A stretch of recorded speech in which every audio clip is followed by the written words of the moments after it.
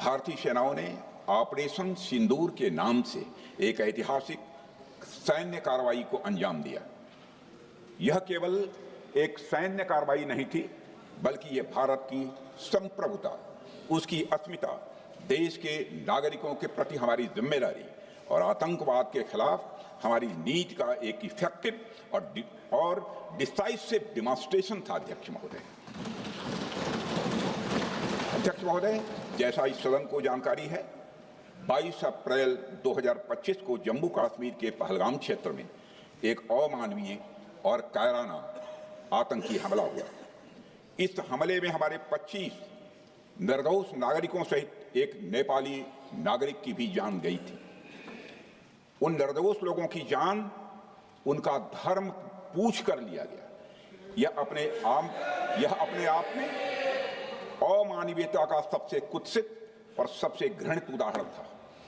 यह घटना भारत की सहन शक्ति की सीमा की भी मैं मानता हूं परीक्षा थी। अध्यक्ष महोदय, इस हमले के तुरंत बाद हमारे प्रधानमंत्री श्री नरेंद्र मोदी जी ने तीनों सेनाओं के प्रमुखों की एक उच्च स्तरीय बैठक की और उन्हें छूट दी गई कि वे अपने विवेक, स्ट्रेटेजिक अंडरस्टैंडिंग और रीजनल सिक्योरिटी सिचुएशन को ध्यान में रखते हुए वह निर्णायक कार्रवाई करें। इसके बाद हमारे सैन्य नेतृत्व ने न केवल अपनी मैच्योरिटी दिखाई, बल्कि उस स्ट्रेटेजिक विजडम का भी परिचय दिया जिसकी उम्मीद भारत जैसी एक रिस्पॉन्सिबल पावर से की जाती है। अध्यक्ष महोदय, ऑपरेशन सिंदूर को अंजाम देने से पहले हमारी सेनाओं ने हर पहलू का बहुत ही गहराई के साथ अध्ययन किया। हमारे पास कई विकल्प थे, लेकिन हमने उस विकल्प को चुना जिसमें आतंकवादियों और उनके ठिकानों को अधिकतम नुकसान पहुंचे और जिसमें पाकिस्तान के आम नागरिक को कोई क्षति न होने पाए, इस बात की भी हम लोगों ने चिंता की। अध्यक्ष महोदय, हमारी सेनाओं द्वारा की गई वेल कोऑर्डिनेटेड स्ट्राइक्स ने 9 टेररिस्ट इंफ्रास्ट्रक्चर टारगेट्स को प्रिसीजन के साथ, सटीकता के साथ हिट किया और इस सैन्य कार्रवाई में एक अनुमान के अनुसार 100 से अधिक आतंकवादी, मैं बहुत संभल कर बोल रहा हूं अध्यक्ष महोदय, हमारी फिगर गलत ना होने पाए, फिगर इससे बहुत अधिक है। 100 से अधिक आतंकवादी, उनके ट्रेनर, उनके प्रशिक्षक, उनके हैंडलर लश्कर-ए-तोयबा और हिजबुल मुजाहिदीन जैसे आतंकवादी संगठनों से संबंधित थे। ये वही आतंकी संगठन हैं जिन्होंने पाकिस्तान की सेना और ISI का जिन्हें खुला समर्थन प्राप्त है। अध्यक्ष महोदय, 7 मई 2025 को रात्रि 1:05 भारतीय सशस्त्र बलों ने ऑपरेशन सिंदूर प्रारंभ किया, जिसमें पाकिस्तान और पाक ऑक्युपाइड कश्मीर में भारत के खिलाफ आतंकी गतिविधियों से जुड़े 9 स्थानों को निशाना बनाया गया। इसमें POK के मुजफ्फराबाद में सवाई नाला और सैयदना बिलाल कैंप, कोटली में मस्जिद अब्बास व मसबर रहील शाहिद कैंप, कोटली में गुलपुर कैंप, भिम्बर में बरनाला कैंप, कोटली में अब्बास कैंप और पाकिस्तान के पंजाब प्रांत में बहावलपुर, मुहिदके और सरजाल और मेहमुना जोया शामिल थे। इनमें से 7 आतंकी शिविरों को भारतीय सेना ने पूरी तरह से नष्ट कर दिया, जबकि भारतीय वायुसेना ने मुरीदके और बहावलपुर को नेस्त नाबूद किया, जो लश्कर-ए-तोयबा और जैशे मोहम्मद के केंद्र हैं। पूरा ऑपरेशन मात्र, अध्यक्ष महोदय, जानकर पूरे सदन को प्रसन्नता होगी कि विदिन 22 मिनट्स पूरा ऑपरेशन समाप्त हो गया और हमने आतंकवादियों को उनके घर में घुसकर मारा। सशस्त्र बलों ने हमारी माताओं और बहनों के सिंदूर का बदला लिया और प्रत्येक भारतीय इस भावना से ओत-प्रोत हो गया। अध्यक्ष महोदय, मैं चाहूंगा कि पूरा सदन एक बार हमारे सेना के बहादुर जवानों के शौर्य और पराक्रम का। अध्यक्ष महोदय, यह सिंदूर की लाली शौर्य की कहानी है। यह सिंदूर की लाली शौर्य की कहानी है, भारत के मस्तक पर वीरता की निशानी है। अध्यक्ष महोदय, सेनाओं ने अंधेरी रात होने के बावजूद हमले की सफलता के स्पष्ट एविडेंस भी जुटाए हैं, साक्ष्य है हमारे पास। अध्यक्ष महोदय, हमले के कुछ ही घंटों के भीतर एक प्रेस रिलीज और मीडिया ब्रीफिंग के माध्यम से इन्हें जनता की जानकारी के लिए जारी कर दिया गया था। मुझे यह पुष्टि करते हुए गौरव की अनुभूति हो रही है कि सशस्त्र बल अपने सभी मिशन ऑब्जेक्टिव्स को पूरा करने में पूरी तरह से सक्षम रहे और साथ ही कामयाब रहे।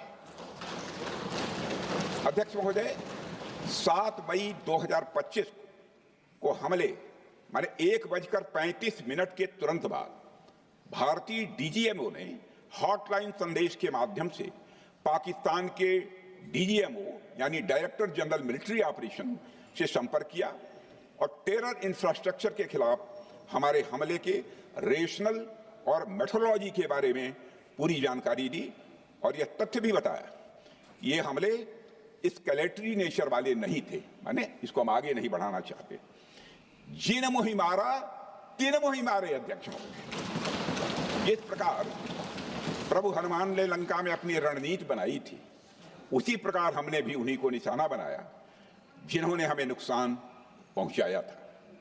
हालांकि पाकिस्तान ने इस रेशनल को समझने से इनकार कर दिया और अगले कुछ दिनों तक सिविलियन और सैन्य ठिकानों पर गोलीबारी करके बड़े पैमाने पर सीज फायर वायलेशन करके स्थिति को एस्केलेट करने की उसने कोशिश की। अध्यक्ष महोदय, 7-8 मई 2025 की रात को क्लियरली आइडेंटिफाइड आतंकवाद संबंधी ठिकानों पर हमारे सफल ऑपरेशन के बाद, सफल हमले के बाद पाकिस्तान ने स्थिति को एस्केलेट कर दिया और अनमैन्ड एरियल सिस्टम और अन्य साधनों का उपयोग करके भारतीय वायुसेना के बेसेस, भारतीय वायुसेना के सेंसर्स और सेना के फॉर्मेशन हेडक्वार्टर से लेकर ब्रिगेडों तक पर भी उसने हमला कर दिया। हालांकि हमारी इंटीग्रेटेड एयर डिफेंस ग्रिड और काउंटर यूएस ग्रिड ने इन हमलों को सफलतापूर्वक विफल कर दिया। अध्यक्ष महोदय, यस-400 यमारसैन आकाश मिसाइल सिस्टम और एयर डिफेंस गन्स बहुत प्रभावी साबित हुई हैं। अध्यक्ष महोदय, इस एस्केलेशन पर हमारा जवाबी हमला स्विफ्ट, प्रोपोर्शनेट और नवातुला था। अध्यक्ष महोदय, जिसमें 8 मई 2025 को केवल चुनिंदा पाकिस्तानी एयर डिफेंस सिस्टम और सेंसर नेटवर्क को प्रिसीजन गाइडेड मिशन द्वारा म्यूनिशंस द्वारा जो है टारगेट किया गया। अध्यक्ष महोदय, हमारी कार्रवाई पूरी तरह से सेल्फ डिफेंस में थी, न तो वह प्रोवोकेटिव थी और न तो एक्सपेंशनिस्ट थी। पाक द्वारा ये हमले 7 मई 25 से लगातार चले और 10 मई 2025 को रात लगभग 1:30 पर पाकिस्तान ने बड़े पैमाने पर भारत के ऊपर मिसाइल, ड्रोन, रॉकेट और अन्य लॉन्ग रेंज वेपन्स का इस्तेमाल किया। इसके साथ साथ उन्होंने इलेक्ट्रॉनिक वारफेयर से जुड़ी टेक्नोलॉजीज का भी सहारा लिया। अध्यक्ष महोदय, उनके निशाने पर हमारे भारतीय वायुसेना के अड्डे, थल सेना के एमिनिशन डिपोज, हवाई अड्डे और मिलिट्री कैंट थे। अध्यक्ष महोदय, यह कहते हुए मुझे गौरव की अनुभूति हो रही है कि हमारे air defence system, counter drone system और इलेक्ट्रॉनिक इक्विपमेंट्स ने पाकिस्तान के इस हमले को पूरी तरह से नाकाम कर दिया। पाकिस्तान हमारे किसी भी टारगेट को हिट नहीं कर पाया। अध्यक्ष महोदय, और हमारे किसी भी इंपॉर्टेंट एसेट को नुकसान नहीं हुआ है। हमारी सुरक्षा व्यवस्था, अध्यक्ष महोदय, चाक चौबंद थी और हर हमले को हम लोग रोका गया। मैं इसके लिए भारतीय सेना के बहादुर सैनिकों की जमकर सराहना करता हूं, जिन्होंने दुश्मन के हर मंसूबे पर पानी फेर दिया। और अपने प्रतिपक्ष के मित्रों से भी कहना चाहता हूं, एक बार फिर से भारत के सेना के जवानों का कम से कम मेज थपथपाकर उनका अभिनंदन करिए। बहुत बहुत धन्यवाद। बहुत बहुत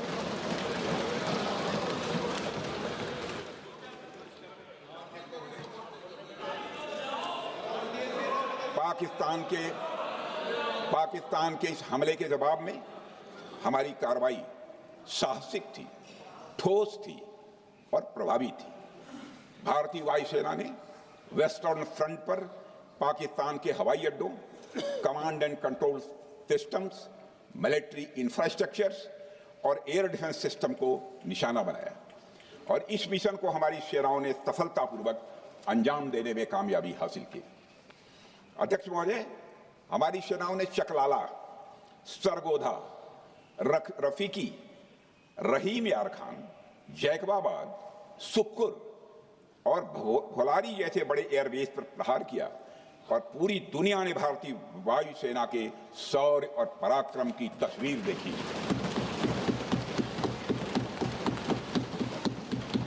अध्यक्ष महोदय, ऑपरेशन सिंदूर ट्राई सर्विसेज कोऑर्डिनेशन का एक बेमिसाल उदाहरण था। जब भारतीय वायुसेना ने आसमान से हमले किए, हमारी थल सेना ने जमीन पर मोर्चा संभाल लिया। हमारे जवान नियंत्रण रेखा पर पूरी ताकत से डटे रहे और पाकिस्तान की हर हरकत का करारा जवाब दिया। अध्यक्ष महोदय, भारतीय नौसेना ने भी, लोग पूछते हैं भारतीय नौसेना का क्या रोल था, भारतीय नौसेना ने भी उत्तरी अरब सागर में अपनी तैनाती मजबूत कर दी। भारतीय नौसैनिकों ने पाकिस्तान को यह साफ संदेश दिया कि हम समुद्र से लेकर जमीन तक पाकिस्तान के हर महत्वपूर्ण ठिकानों पर प्रहार करने में न केवल सक्षम हैं बल्कि हम तैयार हैं।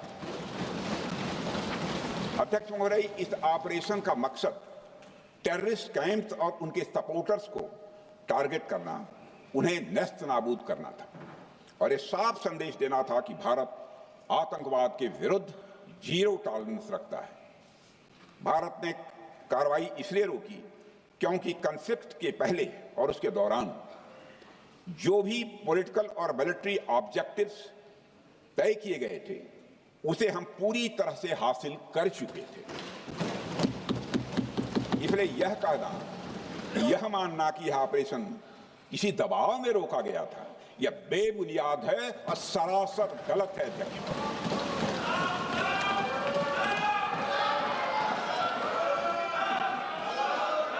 मैं सदन को फिर से आश्वस्त करना चाहता हूं, अपने राजनीतिक जीवन में अध्यक्ष महोदय, मैं आपके माध्यम से सदन को आश्वस्त करना चाहता हूं, अपने राजनीतिक जीवन में जानबूझकर कभी भी असत्य न बोलूं, इसकी भरपूर कोशिश की है मैंने, चाहे सदन हो अथवा सदन के बाहर। अध्यक्ष महोदय, मैं आपके माध्यम से सदन को यह भी अवगत कराना चाहता हूं,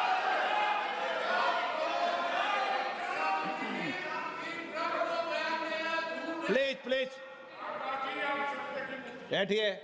आप क्यों खड़े? अध्यक्ष महोदय, मैं आपके माध्यम से सदन को यह भी अवगत कराना चाहूंगा कि सीमा पार करना या वहां की टेरिटरी कैप्चर करना इस ऑपरेशन का उद्देश्य नहीं था।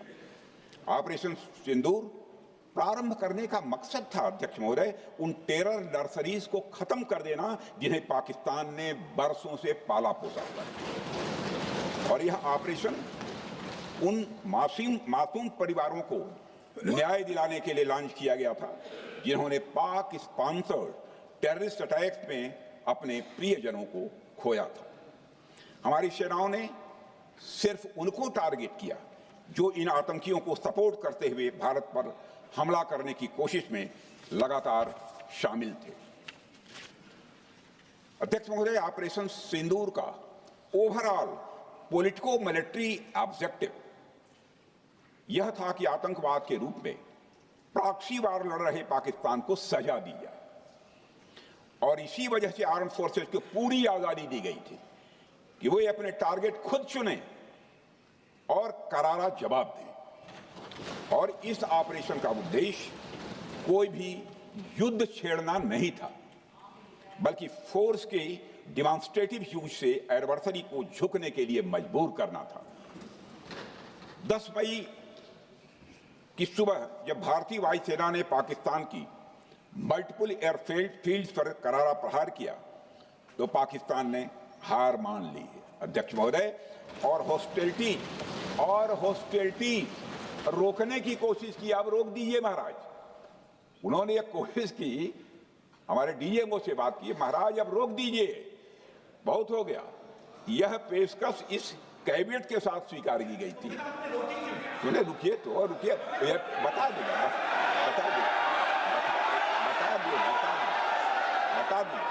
अब बैठ तो आपको मौका मिलेगा।